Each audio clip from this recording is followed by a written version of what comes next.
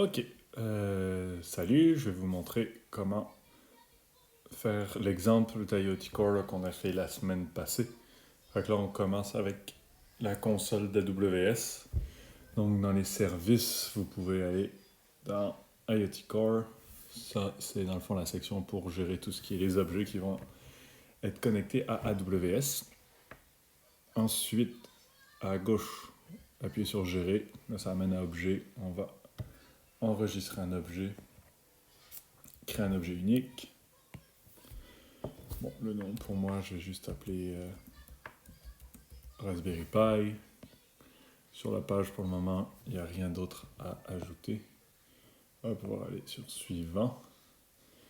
Création d'un certificat. Là, les trois objets ont été créés, donc certificat puis les deux clés. On va les télécharger. Puis ensuite, on va aussi télécharger le certificat racine. Donc, on clique là sur le lien pour l'aide. Puis ici, celui qu'on veut, ça va être le root, c'est A1. On le télécharge. Donc, là, en ce moment, j'ai mes 4 qui sont téléchargés. On peut fermer ça. Ensuite, on l'active. Une fois qu'il est activé, on passe à la tâche une stratégie. Pour le moment, il n'y en a aucune de créée. On va la créer juste après. Donc, on enregistre. Super, notre objet est là. Donc, dans sécurité, ensuite, on va aller stratégie, créer une stratégie. Le nom, ça va être RPyTest. Action, dans le fond, ça c'est quelle action est-ce qu'on permet à notre objet, à notre Raspberry, dans le fond, c'est ça, notre objet connecté. On va utiliser donc IoT de point étoile. Étoile veut dire que toutes les actions sont autorisées. C'est pas quelque chose en production qu'il faut faire, mais pour l'exemple, pour se simplifier la vie, c'est ce qu'on fait. Puis l'ARN, c'est tout ce qui est les adresses que peuvent utiliser nos ressources. Là aussi, on le fait à étoile pour dire que n'importe qui peut l'utiliser. On autorise, on crée. Une fois qu'elle est créée, on retourne dans sa sécurité certificat. Notre certificat ici, on appuie sur les 3 petits points, on attache une stratégie, RPyTest, attaché, et vous pouvez vérifier, mais normalement, notre objet est déjà connecté dessus.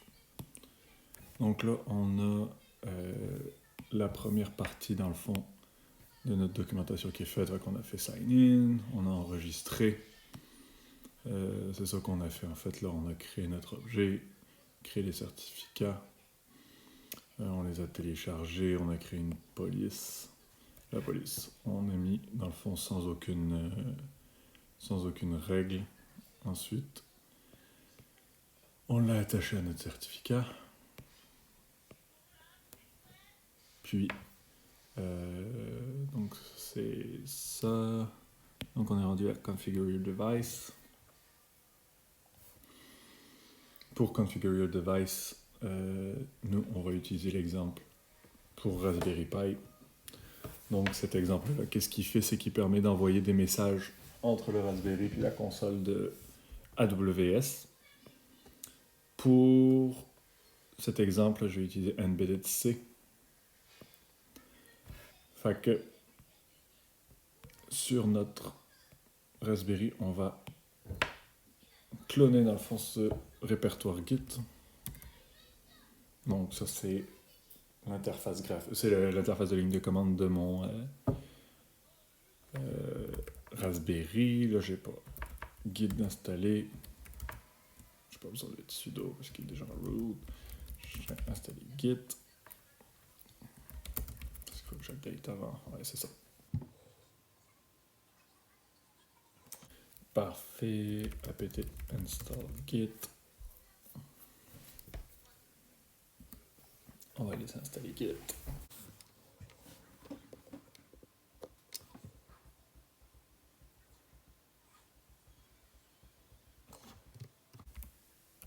On peut cloner notre objet.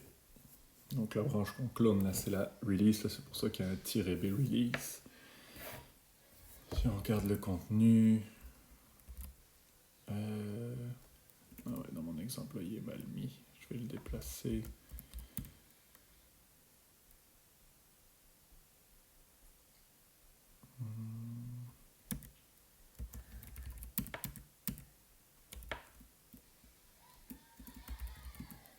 Ok, parfait. CD root. Donc il est là.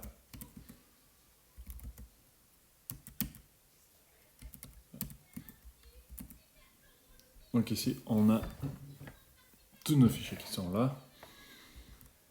Si on retourne voir notre exemple, donc, oui, il faut qu'on aille télécharger Embed.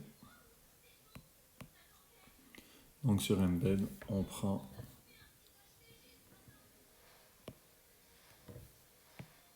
notre fichier. Là, il va nous dire qu'il veut le télécharger.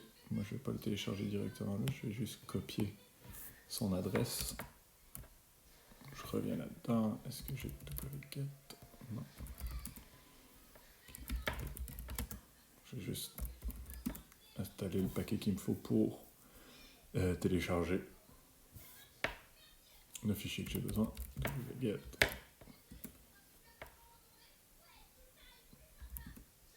Donc je devrais avoir ça, embed TLS qui est là en rouge.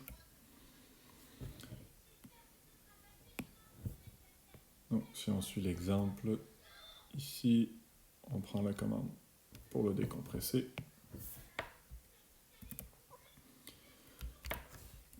On décompresse.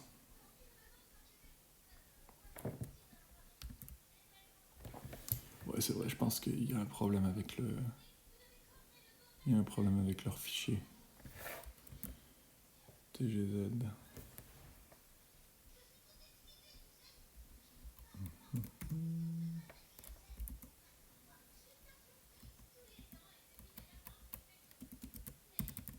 Non, je pense que c'est juste pas le même nom. MNTLS Apache. Voilà. Donc on a le dossier, là je vais pouvoir effacer mon fichier compressé. Puis on va copier le contenu de embed vers le dossier certs. Ce qui nous demande... non, c'est pas dans certs, c'est dans external lib. Donc ici on a le chemin où mettre nos fichiers. Donc on vient ici, external lib, puis il devrait y avoir embed TLS. Donc on vérifie external lib embed TLS. Puis si on va voir qu'est-ce qu'il y a dans embed TLS, fantastique. On peut effacer embed maintenant. Donc on a nos fichiers TLS, donc les fichiers pour tout ce qui est encryption entre le Raspberry Pi et AWS. Une fois que ça c'est fait, là ce qu'il faut c'est étape 1, copier notre certificat, notre private key, puis notre certificat root vers notre Raspberry.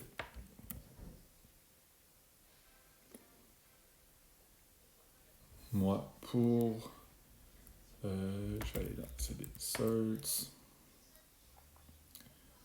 Ensuite, est-ce que j'ai Nano? Non, j'ai pas Nano. Je vais installer Nano pour modifier les fichiers. Ce sera pas long.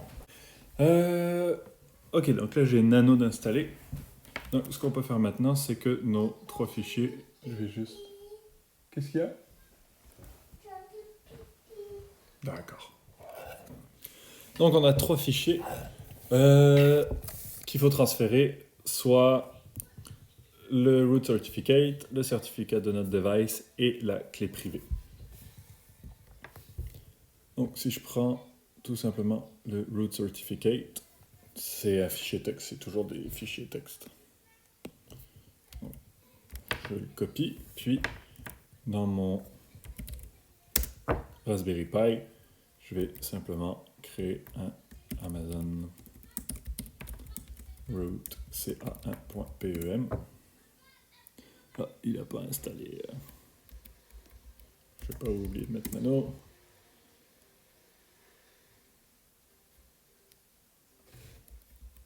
Deuxième essai. Voilà. Je colle. Enregistre.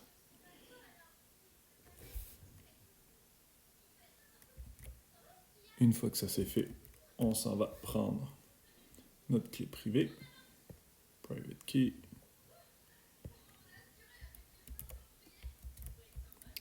On retourne. Nano. Brief key. Puis je pense qu'on l'appelait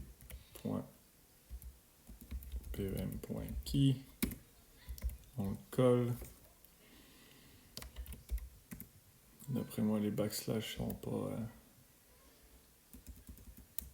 Puis rpy certificate.pem. Parce que c'est un .pem qu'on prend pour acquis. Ouais, c'est ça. On copie et on le colle dedans. Voilà, fait que mes 3 fichiers sont faits. J'ai Amazon Root, j'ai PrivKey, puis j'ai mon certificat pour mon Raspberry Pi. Fait que là ensuite, si on continue à suivre le guide, on s'en va dans l'exemple Subscribe Publish Sample. Donc ça, c'est simplement un code déjà préfet là, qui va permettre de s'enregistrer et publier sur un... Comment il s'appelle? Linux.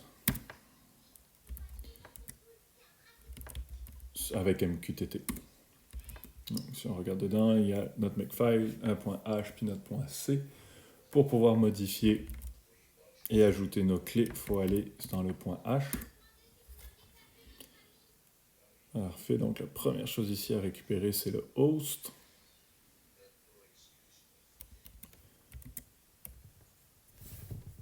Donc c'est personal endpoint. Si on s'en va dans AWS,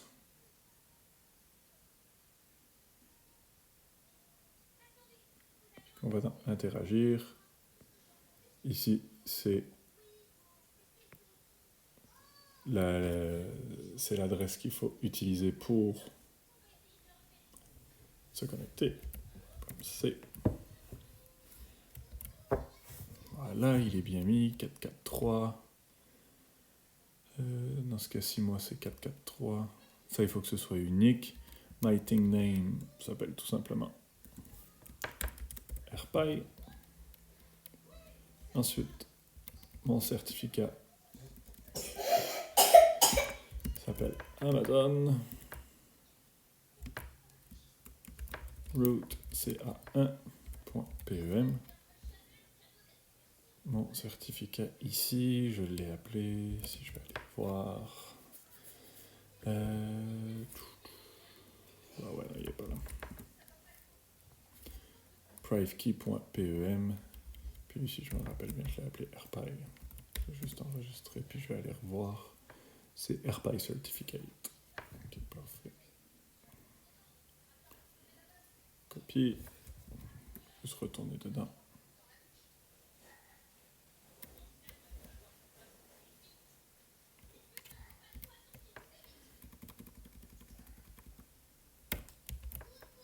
rpy certificate, privkey.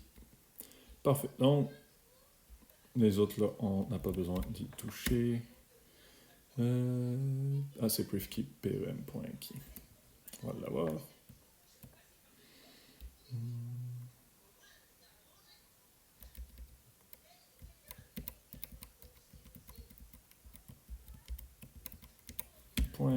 Voilà. Donc, on a tout ce qu'il faut. Puis là, notre prochaine étape, tout simplement, c'est de compiler. Donc, makefile-f makefile. Make-f makefile. Je sais pas make. Ça va être un petit peu long à installer.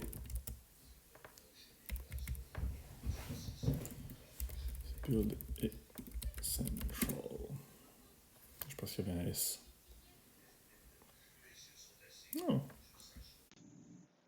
Ok, donc la compilation a fini. Normalement, on devrait avoir notre application qui est Subscribe Publish Sample. Et ça marche pas. Tout. Ok, il est pas capable de charger de CA root certificate. Est-ce que j'ai vraiment le bon nom?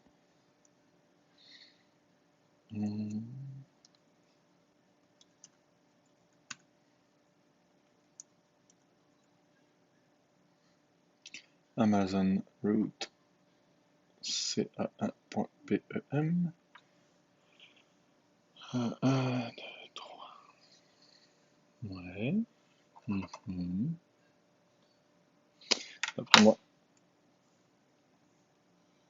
il y a une petite erreur dans mon certificat. Il y a comme 2 caractères qui ont été rajoutés, qui n'ont pas leur place ici. Amazon root. D'après moi, ces deux-là ne sont pas supposés être là.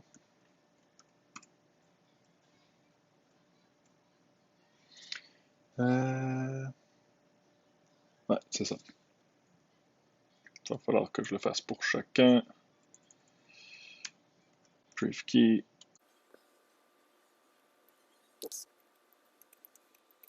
Et pour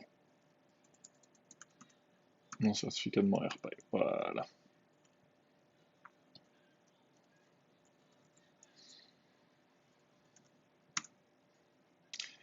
Et c'est bon.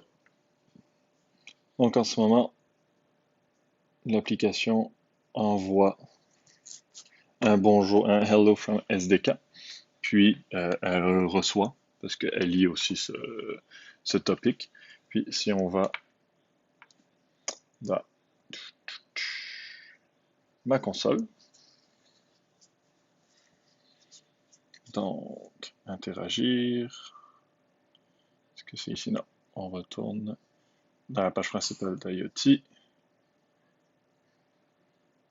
dans test, rubrique d'abonnement, s'abonner à une rubrique. En ce moment, mon application parle dans SDK test /sub, SDK test, SDK test /sub, donc on s'abonne et en bas, est-ce que je l'ai mal écrit? Non, c'est bon. Enfin, en théorie, si j'écris SDK test /sub puis que je fais publier, ici je devrais le voir.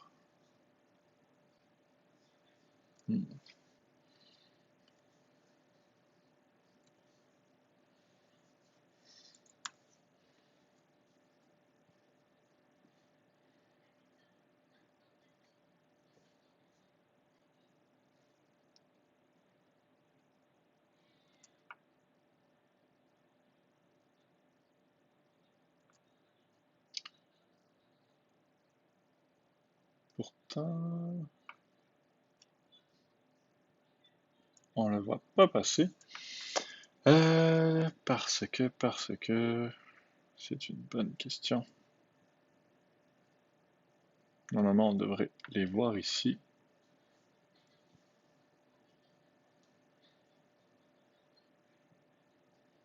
Est-ce que dans activité, il détecte client MQTT. Okay, je pense que j'étais simplement pas dans la bonne zone.